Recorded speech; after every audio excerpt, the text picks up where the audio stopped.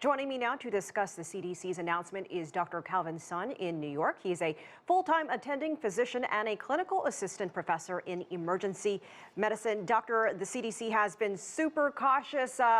Does this decision to drop masks for vaccinated Americans come too soon?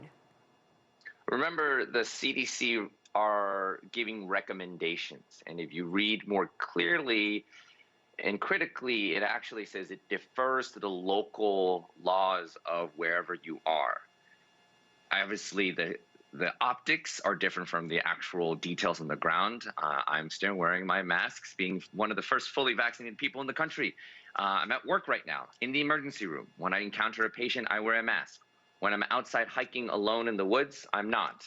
When I'm in a large crowd, I wear a mask because you can't tell who's truly fully vaccinated and who isn't. We don't have enough data verified, even though it's trending that way, that you can't also carry the virus and transmit it to other people, especially children who are under the age of 12 who haven't been vaccinated, who can be vectors to spread it to other immunocompromised people who aren't vaccinated. So therefore, that's why they are deferring to the local laws of the area because based on the local prevalence rate. So I would be behaving very differently if I were in India as opposed to New Zealand is another example. Well, looking here in the U.S., I mean, one of the biggest questions that people are raising, unvaccinated people and the choice that some people may make to not wear their masks, regardless of what's happening. I mean, everyone is celebrating already, but how do you really know who was truly vaccinated and who wasn't? I think that's the biggest ethical dilemma of our lifetimes, let alone this past year. We really liken it to like a zombie bite. Who in your team is going to tell everyone that they've been bitten by the zombie, or they're going to hide it from the group? It's the same idea. Who caught COVID and is willing to go out there and get tested to prove that they're positive, rather than some people out there we know who hide the bite, who hide that the fact they were exposed to COVID, and then put themselves at others' risks and harm's way, let alone not even believing in the pandemic, let alone not even believing the masks. I mean, we've been going through this for the past year, I feel like wave after wave of just hoping that people would err on the side of compassion and empathy and being a team player. So there's really no way to know. And the recommendations that they made did leave a lot of us scratching our heads, but also at the same time, I think it was, remember, there's a bunch of people who are making political decisions that feel that, hey, if we make this announcement, I may actually encourage people to get vaccinated. I will get vaccinated if it allows me the ethical right to take off my masks outdoors. Maybe some decision making was made with that because I think there's less of an interest in getting vaccinated now that we're in May.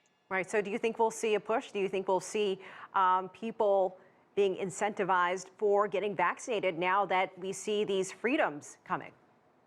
Well, one can only hope. I mean, if you really looked at what happened in 1918, the Spanish flu, even though there were plenty of anti-mask rallies, plenty of people who didn't believe in public health measures to keep everyone inside and to social distance or quarantine, the majority actually listened to public health measures. And obviously, I think now there's more politics involved, but I like to trust in the good of humanity that we are all on the same page. And default, we're all compassionate and empathetic individuals who will not hide the zombie bite, who will do what they feel is right, who will probably get vaccinated, even though on the outside they don't, may say they don't believe in vaccines, but then they may secretly get vaccinated. That as long as you do it, I don't care what your motivations are.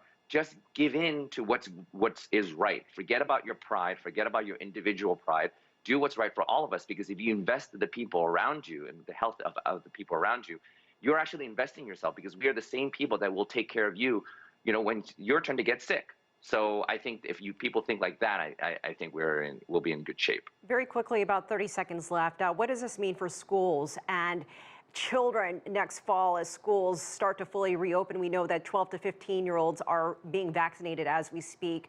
But this mean that kids could go to school next fall without wearing masks in the classroom?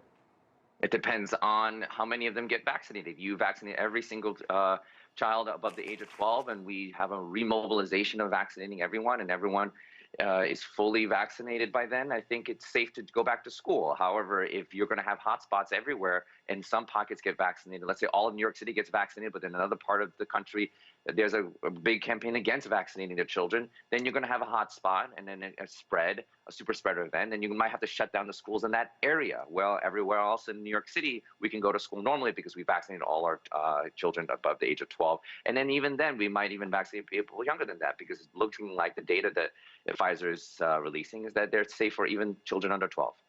All right, some big questions and answers there. Dr. Calvin Sun, thank you so much for joining us. We appreciate it.